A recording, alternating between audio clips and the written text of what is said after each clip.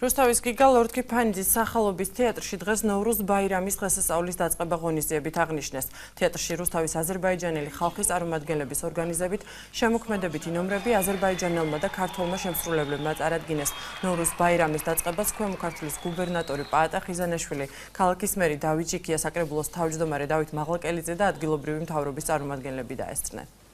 რუსთავიდან იწყება ნოვრუზ ბაირამის დღესასწაულის აღდგება, გაზაფხული მოდის.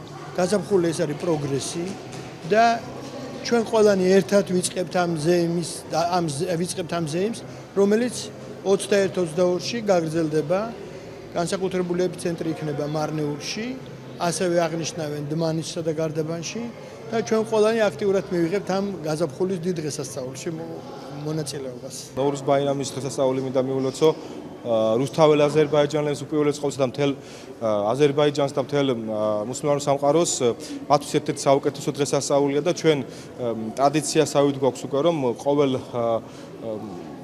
ყოველ წელიწადს ვიკრიბებით სიმბოლურად თეატრის შენობაში, მათ აქვს საკმაოდ კარგი ღონისძიებას ატარებენ ხოლმე და ყველაზე მთავარი რაც არის შარშანდელიდან გამომდინარე წესს ალბათ უფრო უკეთესი სიტუაცია იქნება ქართულად არაჩვეულებრივად საუბრობენ კიდევაც, ცეკვავენ კიდევაც და მღერიან კიდევაც, ეს ძალიან მაგარი. ტრადიციულად რუსთავში მაცხოვრებელი აზერბაიჯანელები ნიშნავ 21 მარტს ისეთი დღესასწაული, რომელიც აღნიშნავს, რომ გაზაფხულის პირველი დღეა.